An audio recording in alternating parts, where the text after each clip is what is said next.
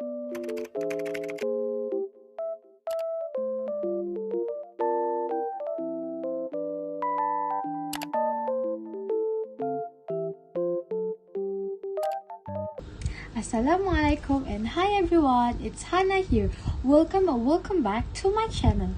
Our topic for today's episode is You Are What You Eat.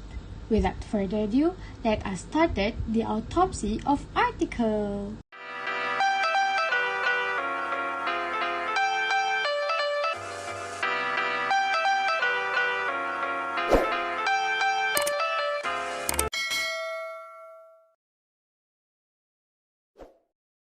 Our chosen article for today is You Are What You Eat, How Food Affect Our Mood by Sarah Mary, February 3, 2011.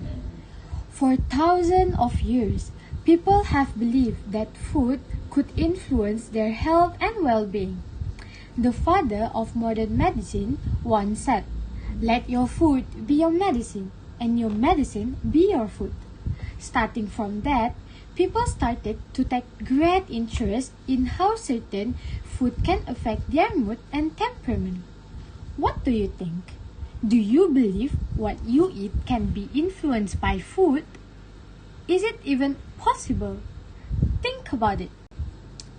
As you can see from the topic, this article focuses on how food can affect our mood.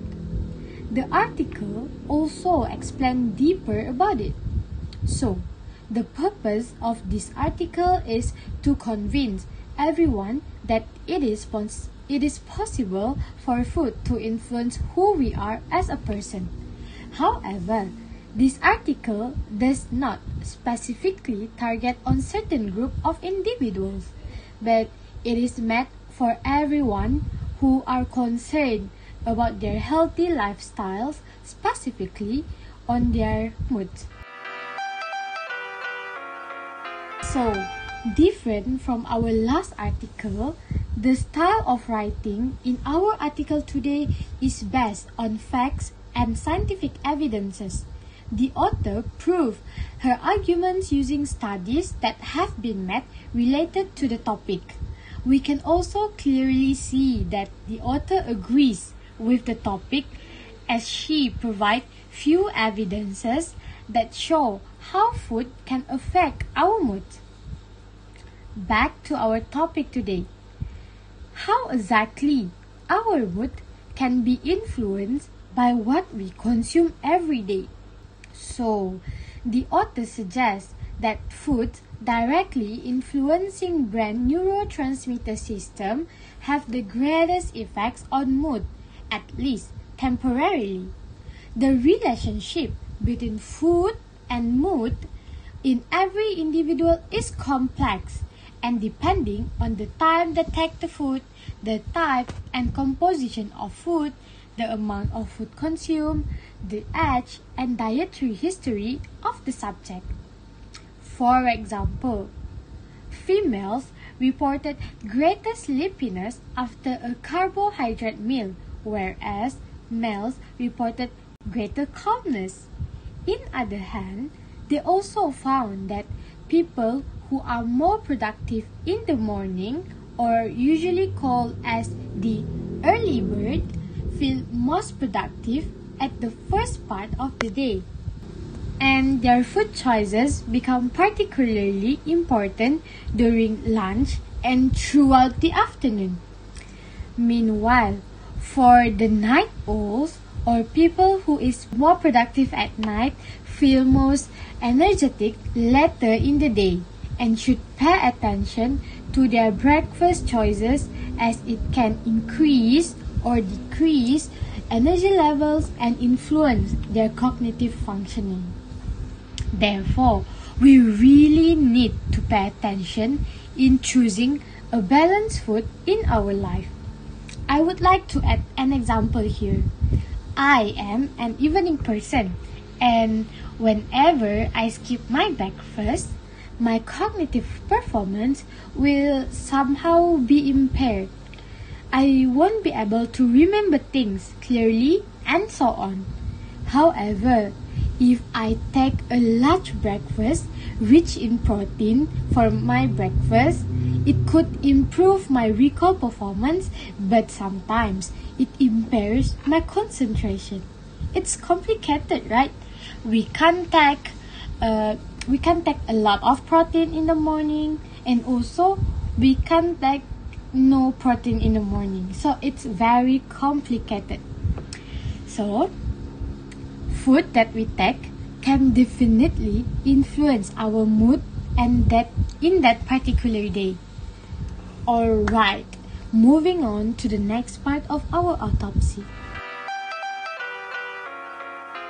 We will talk about how food will affect us as a person, especially on our mood. There are 5 examples that stated in the article by the author. Firstly, I will talk about the effect of carbohydrates and protein to our body. For your information, carbohydrate foods such as octopus, squid, banana, pineapple, and eggs contain tryptophan that will produce serotonin, which is important neurotransmitter in our brain. Functions of serotonin include the regulation of sleep, appetite, impulse control. Increased serotonin level are related to mood elevation. So now it's proven that consuming a carbohydrate meal can influence our mood.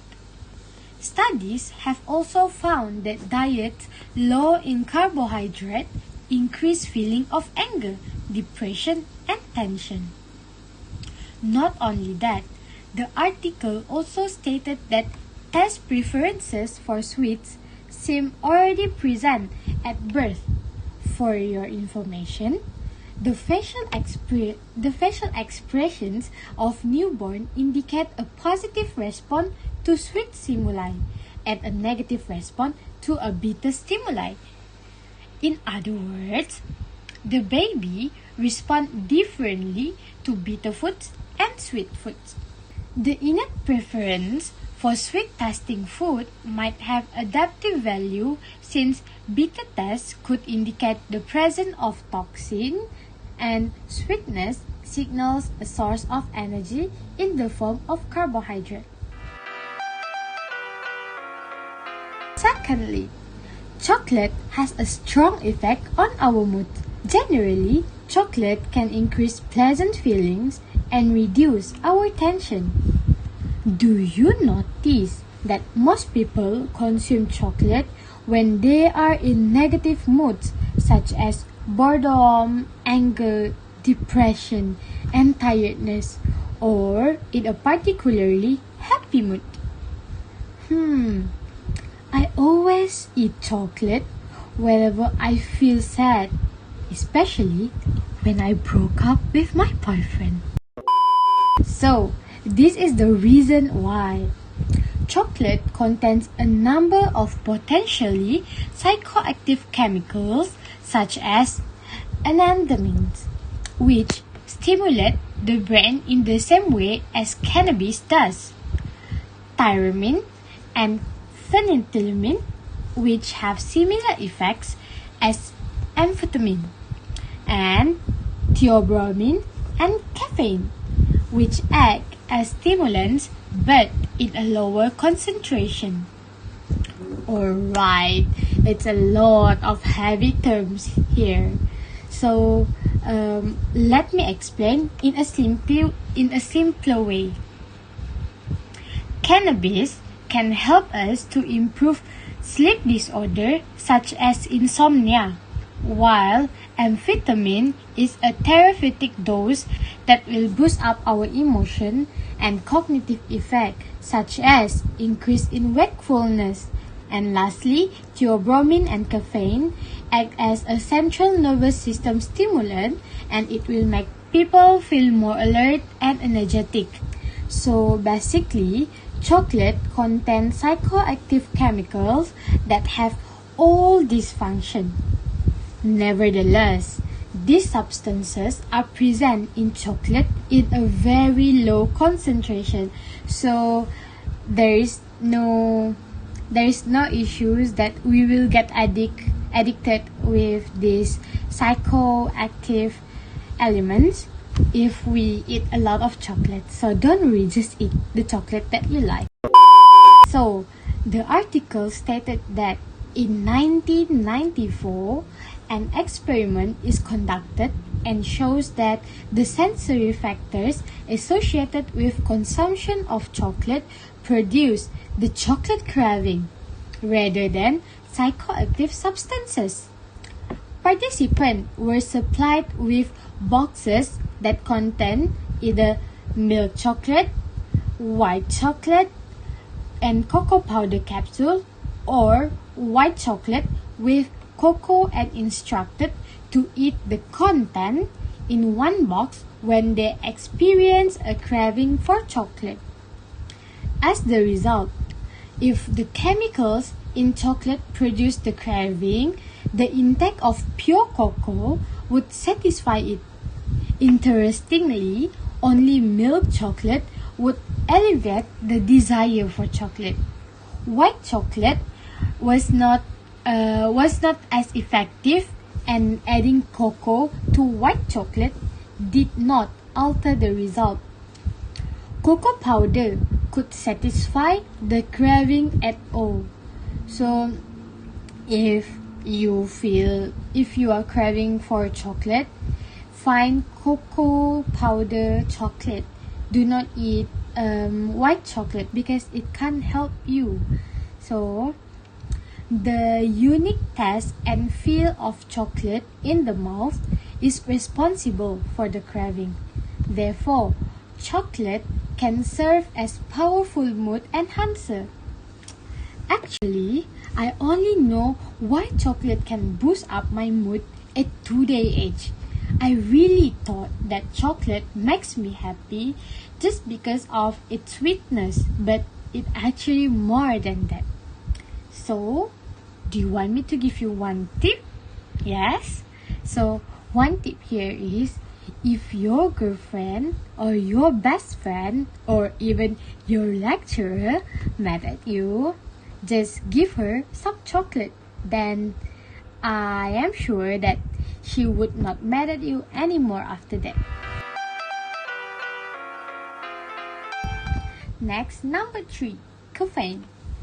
Caffeine mostly consumed in the form of coffee and tea.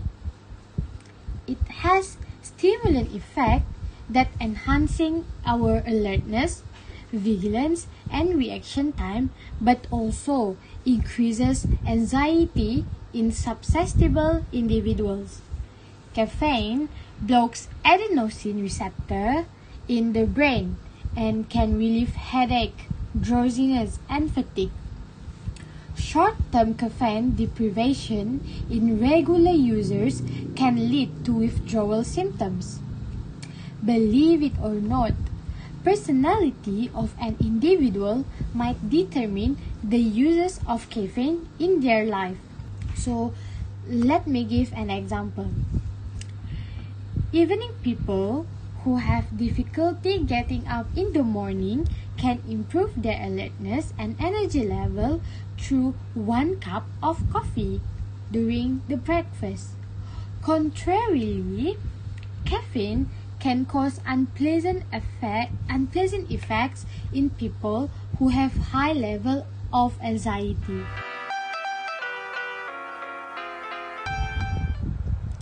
And lastly, omega-3 fatty acid. Omega-3 fatty acid can influence mood, behavior, and personality. This was proven by a study which shows that low blood levels of polyunsaturated omega-3 fatty acids are associated with depression, pessimism, and impulsivity.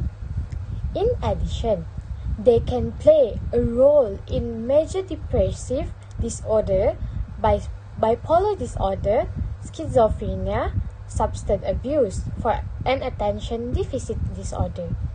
Foods that contain omega-3 and omega-6 fatty acids are eggs, poultry, baked goods, whole grain bread, fish, and many more.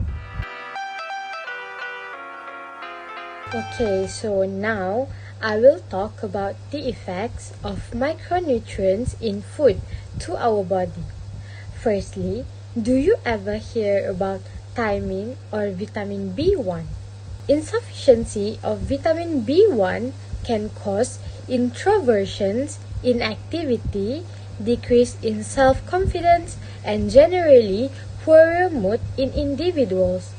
In contrast, improved thiamine status, increased well-being, sociability, and overall energy levels. Thiamine is contained in foods such as cereal grains, pork, yeast, potatoes, cauliflower, oranges, and eggs, and it can influence mood status.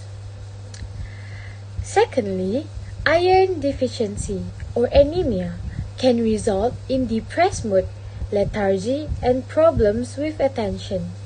A low iron status is most common among women, children, vegetarians, and people who follow a diet. Iron deficiency also results in decreased ability to exercise.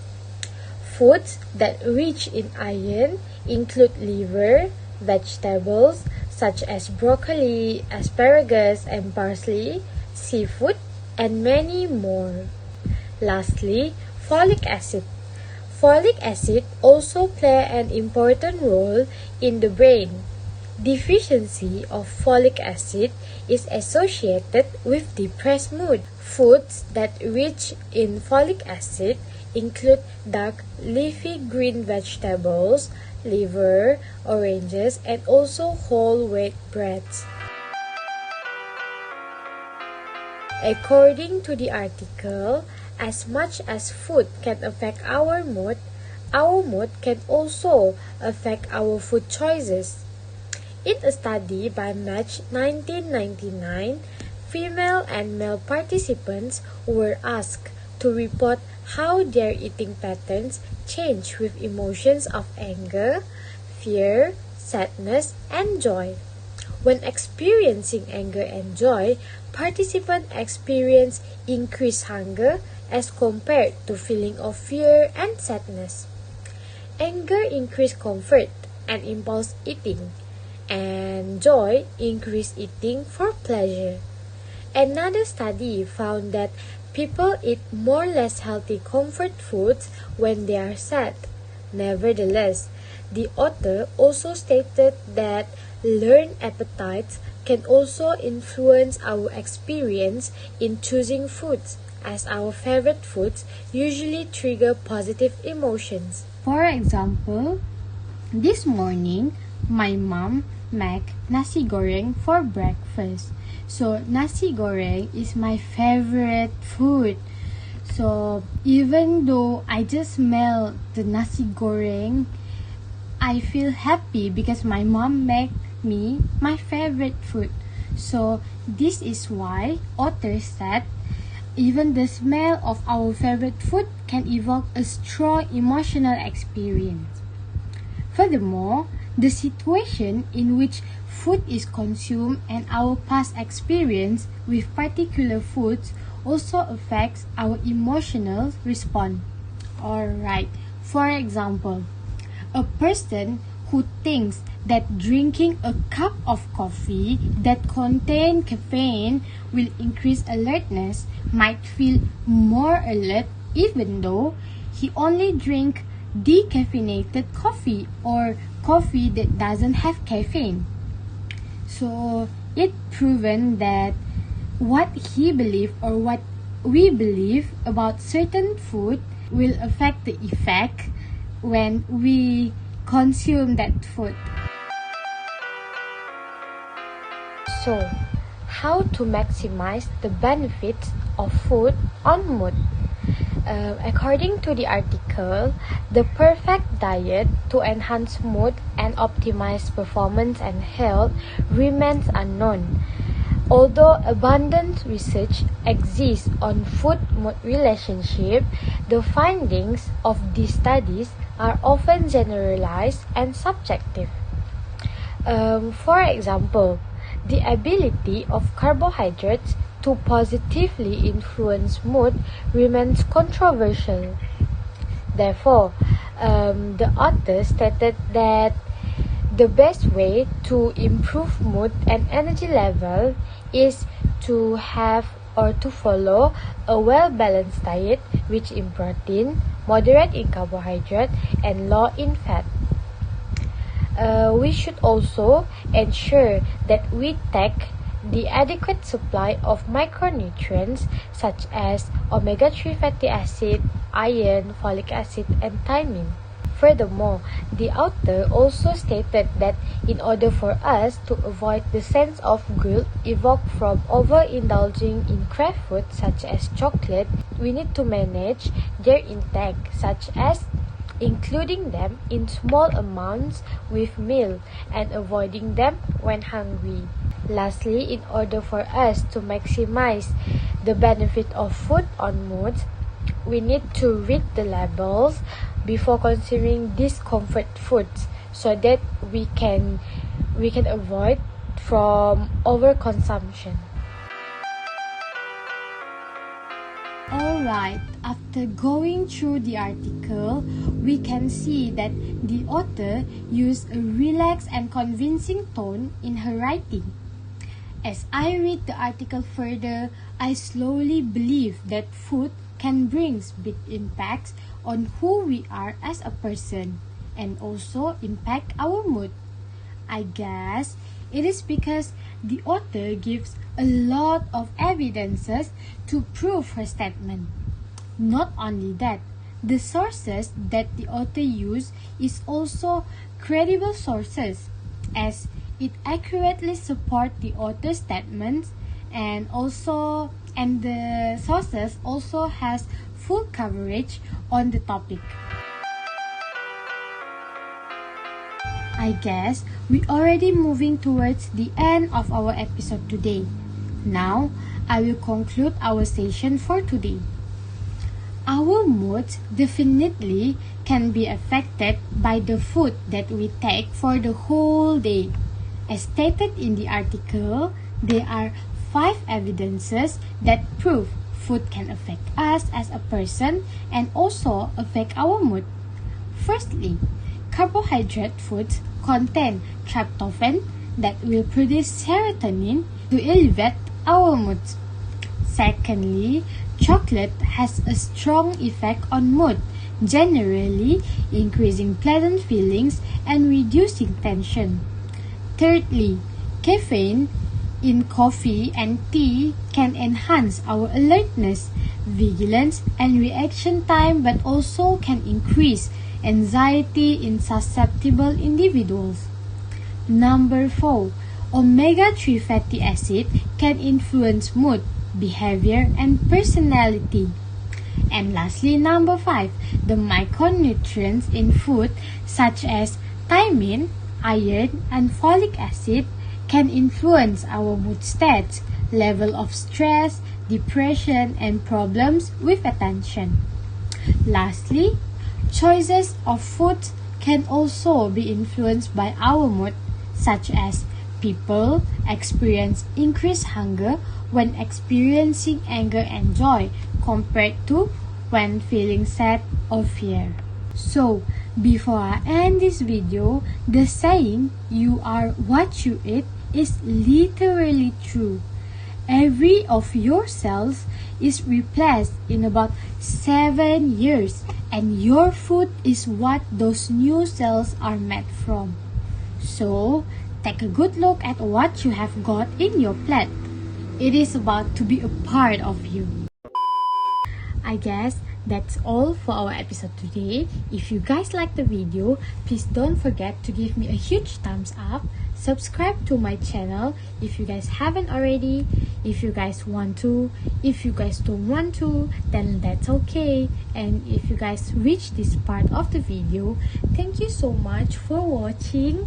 and do comment down below if you guys have any suggestion for the next episode of the autopsy of article. Yeah, so thank you so much for watching. Bye. Pleasant John coffee during at ayo yo content psych